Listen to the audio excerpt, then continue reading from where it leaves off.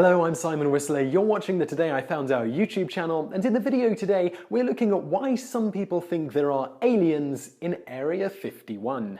Area 51 is now so ingrained into popular culture that it's virtually synonymous with aliens. It's impossible to mention one without the other somehow creeping into the conversation. But why are the two so intrinsically linked? Why do we automatically picture little green men anytime someone so much as mentions the words Area 51? First, it's important to realize what Area 51 actually is. For all intents and purposes, and according to every government document ever released, Area 51 is a secret military base where they test experimental pieces of military hardware.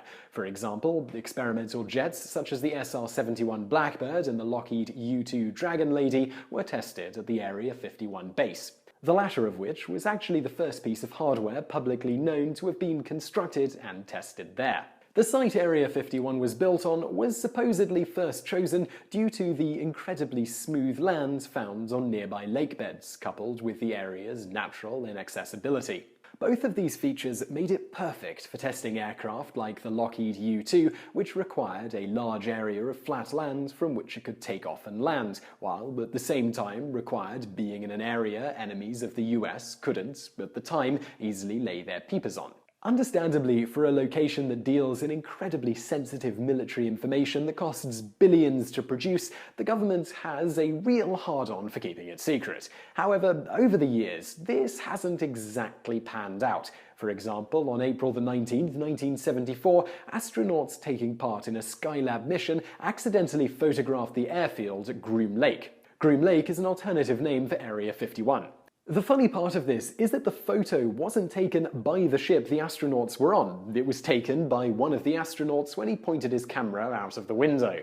This is despite the fact that said astronaut was under specific instructions not to take pictures of that particular area of Earth. It's not currently known whether or not this event was a mistake by the astronaut or a conscious decision on his behalf. The first known picture of the site to eke its way into the public domain was taken in 1968 during a US geological survey. However, as far back as 1955, papers have made passing reference to the facility, referring to it as a super-secret Atomic Energy Commission installation. They obviously sucked at naming things back then.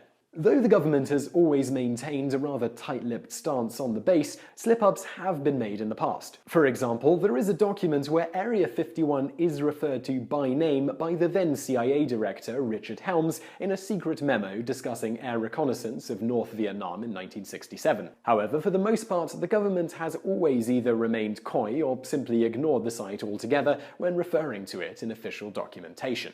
As for what it's actually like to work at Area 51, unlike pop culture would have you believe, the people who worked there aren't forbidden from ever speaking to their family or held in giant underground bunkers a la Independence Day. Just ask James Noyce, who worked in the secret facility for decades. Though James has been sworn to secrecy, as to be expected when you work on highly experimental, classified government projects, he's free to talk about his experiences there. For example, James noted that he was always paid in cash, whereas others were paid in checks from companies they didn't work for. Even more interesting, when a plane from Area 51 crashed once, James was tasked with confiscating the cameras of a nearby family who were quickly rewarded with a fat stack of cash for their silence. So why do we think aliens are stored there? Although the testimonials of people like James, trusted government and military officials with decades of experience, do include a number of telling facts about Area 51, he and the other people who've spoken out about it have never once alluded to any sort of alien activity ever occurring there. But of course the government would say that. Governments lie all the time about stuff like this. So what about Roswell? Surely that's where all the rumors started, right? Well, not so much. Though today some conspiracy theorists believe that the craft that crashed at Roswell was of alien origin and that it was or is now being stored in Area 51, when the incident first took place, Area 51 wasn't mentioned in any documentation from that time. Not to mention the fact that the two sites are hundreds of miles apart. If the wreckage was of alien origin and it was moved, it's likely the government would have moved it somewhere closer. Though the Roswell Daily Record from the 6th of July 1947 did feature the words "flying saucer" on its front page, Secret government facilities, and in particular Area 51, were not mentioned. It would be another 20 years before Area 51 was even referred to in an official sense. People back then had no idea it even existed, meaning that they'd have been unable to suggest that the wreckage could have been taken there, even if they did believe it was of extraterrestrial origin. In fact, it would appear that the stories about aliens being held in Area 51 are a rather recent invention. It wasn't until 1989 when the awesomely named Robert Lazar appeared on a Las Vegas TV station under the guise of a government scientist and stated that Area 51 was just full of alien technology that interest in Area 51 and aliens really started to gain momentum. We should mention that almost as soon as Lazar appeared on TV, every single one of his credentials was pulled to pieces. No school he claimed to attend had ever heard of him, and the science behind his theories was soundly debunked. However, the very first known mention of Area 51 on TV was a full year earlier in 1968 during the show UFO Cover-Up Live, which oddly enough revolved around the possibility of the existence of UFOs being covered up. Just to clarify, Roswell, UFOs, aliens, little green men in Area 51 were in no way linked as far as popular public opinion was concerned, until exactly one man went on TV and claimed that that was the case. Go science!